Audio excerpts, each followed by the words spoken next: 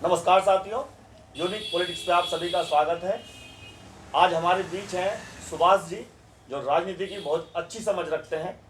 2024 में लोकसभा चुनाव होने वाले हैं, सभी पार्टियां तैयारी में जुटी हुई है।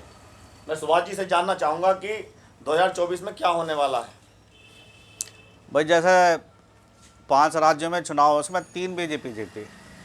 तो बीजेपी का क्या होता है, अब जैसे एक इनका अपोजिट में इंडिया गठबंधन बना, उसमें कई सारे पॉलिटिशियन हैं, लेकिन इन्होंने क्या करा, जो हमारे इंडिया गठबंधन में खूब सारे राजनीतिक गठबंधन हुए, उसमें पहले से ही इन्होंने जनता के बीच में ये अच्छा काम नहीं कर पाए। जैसे अखिलेश भी है, एक तरफा राजनीति करते थे, भी बिरादरीवाद में ज़्यादा चलते थे, जिन्होंने पूरा एक अपना राजनीतिक लेवल बना दिया। मतलब जो मेन समस्या क्या रहेगी, जितने भी पुराने गठबंधन रहे, जितने भी पॉलिटिकल पार्टीज रहे, इसके अंदर इन्होंने जनता की सेवा नहीं करी, इन्होंने केवल अपना ही अपना देखा। और इसलिए गठबंधन इसलिए बना कि मोदी और योगी को हराने के लिए, जो केंद्र में बीजेपी सरकार है उसको हराने के लिए इन्होंने गठबंधन बनाया। अगर ये अच्छी छवि होती इनकी, जनता की सेवा करते, जनता के सुख दुख में रहते, वो बिरादरीवाद ना होता, जातिवाद ना होता, मतलब हर बंदे का ख्याल करते उसमें, ना कि बिरादरीवाद पे, तो हो सकता था ये अच्छा काम कर जाती। अगर ये भविष्य में अच्छा काम करे, अब भी 3 महीने बाद, 3 महीने बचे हैं ज़्यादा, 3 महीने के बाद चुनाव होना है। चार राज्यों के रिजल्ट में 3 में बीजेपी जीत चुकी है। छत्तीसगढ़ जहां पे उम्मीद भी नहीं थी वहां भी जीत गई। 5 वो मिजोरम में, मिजोरम में वो भी काउंट नहीं कर रहे। 4 मेन थे जो बड़े राज्य थे, हम उनकी बात कर रहे हैं। तो उसमें तेलंगाना में सिर्फ कांग्रेस ने अपनी सरकार बनाई है, तो 3 में ये नहीं जीत पाए। अब ऐसा लग रहा है कि एक तरफा चुनाव 2024 का बीजेपी जीत सकती है। इनको और मेहनत करनी पड़ेगी, जैसा आप भी कह रहे हो कि इन्होंने वो मेहनत नहीं की। नहीं, मेहनत भी नहीं करी। दूसरा, जैसे हमने देखा ना, एक कटपटा माहौल था, एक टेंशन वाला माहौल था। कईयों अपना बीच में अपना, जब पब्लिक है जा रही है, लुटाई हो रही है, उसके साथ में चैन खिंच रही है, लेडीज़ों के साथ में बदतमीजी हो रही है, तो वो मैंने पुरानी सरकारों के बीच में देखी। लेकिन इस सरकार में ये तो है, लेकिन इसमें क्या हुआ, इस सरकार में भी ये है कि जैसे मैं देख रहा हूँ कि आयुष्मान कार्ड बनने हैं, तो जिनकी फैमिली में 6 से ऊपर है उनके तो बना रहे, भाई उनका क्या है, सभी के बनाओ उसमें। इसका मतलब तुम भी पॉलिटिक्स खेल रहे इसमें। इसमें देख रहे कि एक विशेष वर्ग वालों की ज़्यादा है, उसमें जो है आप समझ रहे हो, उनके पहले हो जाएंगे। पहले तो तुम कहते थे ये दिक्कत पैदा करेंगे, तुम पहले उन्हें सहायता दे रहे हो, भाई सबकी बनाओ इसमें। तभी तो है, जिनके राशन कार्ड है तो शुरू से बनाते, भाई जिसका है क्या पहले शुरू में जिसके 2 बच्चे हैं या 1 बच्चे, पहले उनके बनाते हैं क्या लास्ट वाला। ये इन्होंने भी कन्फ्यूजन क्रिएट कर रखा है बीजेपी वालों ने, मेरे तो दिमाग में। और साथ ये रही कि जैसे न्यायपालिका, अगर आपको वास्तव में जैसे मजदूरों का काम करना, अब मेरे भी केस चल रहे 7-8 साल हो गए, कुछ भी नहीं, तारीख पे तारीख मिल जाती है उसमें भी, तो वहाँ पे भी मजबूत होने की ज़रूरत है। तो मैंने देखा कि कोई भी सरकार आ रही, चाहे बीजेपी की है या समाजवादी, कोई भी है, ये लोग पहले अपना हित देखते हैं। जो उनके पर्सनल कैंडिडेट होते हैं अपनी वाहवाही करते हैं, और जो पब्लिक आम पब्लिक है वो तो केवल सेल्फी लेने में, सेल्फी ले ले बाकी खुश हो जा। धरती तरह पे पब्लिक के हित में कोई भी काम नहीं होता। तो अब जैसे इंडिया गठबंधन बना है, 26 से ज्यादा दल हैं इसमें, बड़े दल हैं। जैसे उत्तर प्रदेश के अंदर विपक्ष की पार्टी समाजवादी पार्टी है, जैसा आप बता रहे हो कि उन्होंने वैसे काम नहीं किया, लेकिन विपक्ष में वो 2022 में सेकंड में, यानी कि दूसरी पार्टी थी, सबसे बड़ी पार्टी। अब अखिलेश यादव और जयंत चौधरी और कांग्रेस, इनका गठबंधन हो चुका है यहाँ पे इंडिया के साथ। तो उत्तर प्रदेश में 80 सीटें हैं। अगर 80 सीटें पे किसी ने काम कर लिया और इसको अपनी तरफ कर लिया, तो सरकार केंद्र में उसी की बनती है। तो क्या लगता है कि समाजवादी, कांग्रेस और आरएलडी मिलकर क्या बीजेपी को नुकसान कर पाएगी, क्योंकि बीजेपी की 60 से प्लस सीट है अभी भी?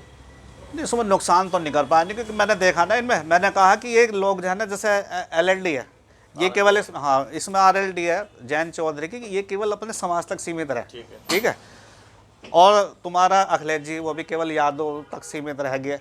बाकी जो बहन जी है, बहन जी को कुछ चांस है कि हाँ कुछ ना कुछ सीट ले जाएंगी वो, अगर वो अच्छा काम करो ना, पब्लिक के बीच में अच्छा मैसेज करा, तो उसमें है कुछ सीट ले जाएंगी। बाकी तो बीजेपी का तो पूरा का पूरा चल रहा है हिसाब किताब कहीं पे भी। अच्छा, एक चीज और आ रही है सुनने में कि जो मायावती जी हैं वो गठबंधन में नहीं है, यानी कि इंडिया गठबंधन में वो शामिल नहीं है। उन्होंने पहले कहा कि हम अकेले चुनाव लड़ेंगे, कि 4 राज्यों के चुनाव से पहले इन्होंने ये कहा कि हम आगे भी लोकसभा का चुनाव अकेले लड़ेंगे। लेकिन रिजल्ट जब आया इनका, तो वहां पर वोट प्रतिशत जो है वो कम हुआ पहले से। लेकिन जो सपा है या अन्य पार्टियां, उनका तो कुछ भी नहीं रहा। 3.5% मध्य प्रदेश में बीएसपी को मिला, यानी कि तीसरी पार्टी बीएसपी रही। तो अगर वो गठबंधन में आ जाती है उत्तर प्रदेश के अंदर, तो कितना फायदा इंडिया गठबंधन को होने वाला है? नहीं, गठबंधन में आती, पहली बात तो इनके मन ही नहीं मिल पाते, अंदर खाने बहुत डिस्प्यूट होता है, इससे तो खुद अकेले लड़े ना तो अच्छी सीट इनसे ले जाएगी, पता चला इसका थोड़ा बहुत जो परसेंटेज बढ़ा होगा वो भी खत्म हो जाएगा। मेरा तो ये मानना है, क्योंकि इनके आपस में पहले से तालमेल है ही नहीं। हाँ, समाजवादी के हाँ साथ तो हाँ, अभी मैं भी समाजवादी के चुनाव भी में नहीं, इनके भी नहीं है, क्योंकि ऐसा तो विचारधारा पे डिपेंड करता, आदमी वहीं जाता जहाँ पे हमारे मन अच्छी तरह से मिले, मन मतलब कि हमारी विचारधारा मन से मिले।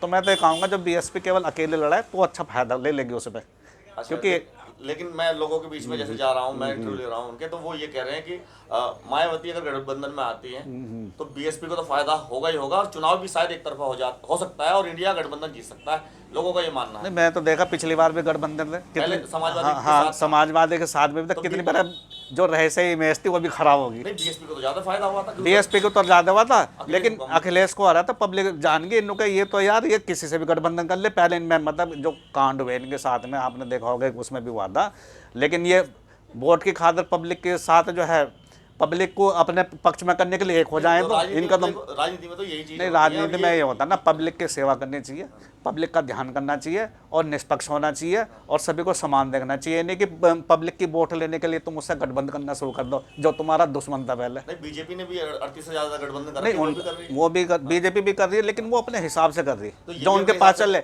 मैंने उसमें देखा कि आपस में कोई डिस्प्यूट नहीं था उनका, पहले जैसे कैड़ा वाला था वो अपने माइंड लेवल से कर रही है।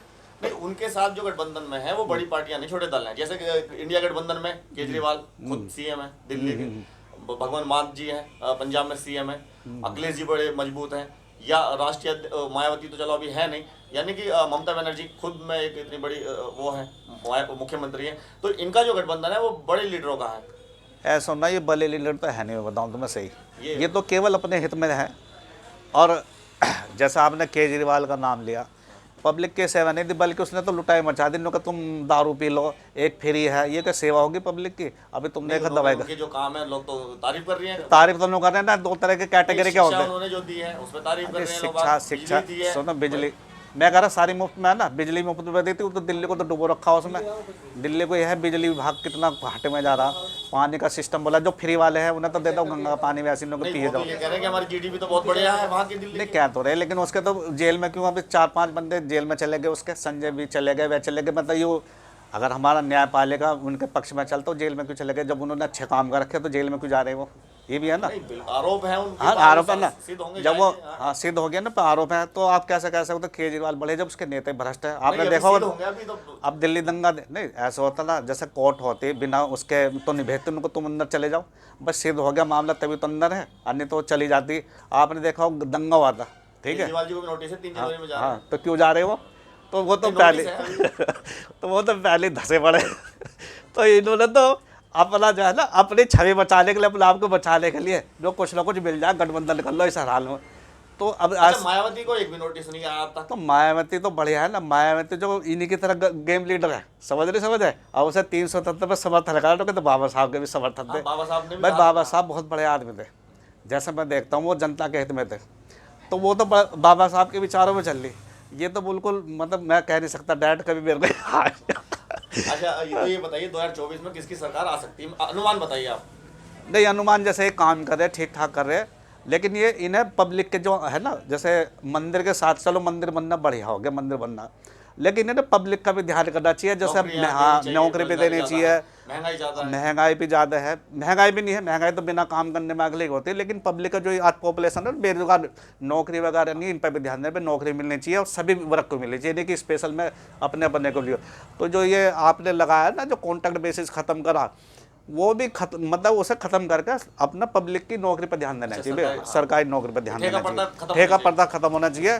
और सबसे बढ़िया चीज़ है केंद्र सरकार ने जैसा बनाया इनको न्यायपालिका भी दुरुस्त करनी चाहिए। इसमें बहुत से मैंने देखा जो मजदूर लेबर कोर्ट में चल रहे हैं, तो वो उनके न्याय नहीं हो पा रहे बिल्कुल भी, वो बेचारे धक्के खा पड़ते। और जितने भी हमारी कंपनी इंडस्ट्री चल रही है, कुछ में तो आपका जो कर्मचारियों को PF ESI बार दे रहे, लेकिन बहुत सारी कंपनियां उसमें है कर्मचारियों का बहुत ज़्यादा शोषण हो रहा, ना तो उन्हें PF दे रहे, न ऐसे अगर डिमांड करते उसे टर्मिनेशन कर रहे बिना रीजन के। तो मजदूर वगैरह के छोटी जातियों से निर्भर करता, तो उन पर भी विशेष ध्यान देना चाहिए, भी इनको सारी सुविधाएं देनी चाहिए। और मैं ये कहना चाहूँगा सरकार से डिमांड करता हूँ कि सबसे सख्त, क्योंकि जो पीड़ित लोग थे तो तभी बैलेंस पीड़ित लोग थे उनको न्याय मिलना चाहिए। या ऐसे नहीं कि कोर्ट में इन्होंने धक्के खवाते रहो मजदूरों को, तो वो तो बेचारा वैसे ही हताश हो जाएगा। क्योंकि यहाँ पे ज़्यादातर हिंदुस्तान की पब्लिक है, सारे 90% मजदूर वर्ग हैं, तो उनका भी ध्यान देना चाहिए। सरकार कोई भी हो, मैं किससे नहीं कहता, लेकिन आप अपने हित में ना ध्यान दो, पब्लिक के ध्यान में दो। कि पब्लिक आपको राजा बना दिया तो आप पब्लिक का भी ध्यान दो, पब्लिक किस हालत में जी रही है। बस मैं ये कहना चाहूँगा। भाई मायावती भी हमारी है, क्योंकि हम उसका देखा भी शासन प्रशासन उसका बढ़िया था, बेहतरीन था। नौकरियाँ लेकर उसमें कुछ गड़बड़ हुई है, वो ऐसा नहीं होना चाहिए था। और जितने भी अगर ओबीसी को साथ लेकर चले, मन से तन से नोनी के साथ में रहे, उसे उल्टा कर दे या वापस कर दे, तो कामयाब हो जाएगी। बाकी अगर इनके साथ रही तो रही सही, जो छवि वो खराब हो जाएगी। चलिए सुभाष जी, बहुत बहुत धन्यवाद आपका। बहुत धन्यवाद जी। जो आपने उम्मीद की है बीजेपी से, अगर वो आपकी उम्मीदों पर खरी उतरती है तो आप ये अनुमान लगा रहे हैं कि बीजेपी दोबारा आ सकती है, ये कह रहे हो आप? नहीं, अगर इन पे काम करती है भाई ये काम करे कोई सा भी है, अगर आप जो भी पार्टी है, मेरा बीजेपी से मतलब है ना, मेरे बीजेपी को खाने अच्छा, आप ये कहना चाह रहे नहीं, हैं कोई भी पार्टी समाज के लिए काम है, करे। लेकिन मैं जैसे मायावती भी है, अगर वो समाज में सबको साथ लेकर चलती है, ओबीसी एससी और जनरल सभी को साथ लेके, क्योंकि हिंदुस्तान तो देखो सबका ही है, सबको साथ लेकर चले और सबके काम हिले करें, और जो है ना ये छोटे छोटे उस पर बांटने उनको पैसे वैसे वो ना करें, तो काम आगे बढ़ सकती। यह है कि सबको भावनाओं को ध्यान रखें, सबके मतलब हर बंदा उसके लिए महत्वपूर्ण है। और गठबंधन नहीं करना चाहिए सब। गठबंधन बेकार है जी, वो तो बेकार है, वो तो है ना, सभी आज फंसे पड़े वो। मैं तो देखता हूँ सब में टीवी पर न्यूज़ रहा है, कभी केजरीवाल को नोटिस आ रहा, कभी उसके मंत्री को जा रहा, कभी अखिलेश।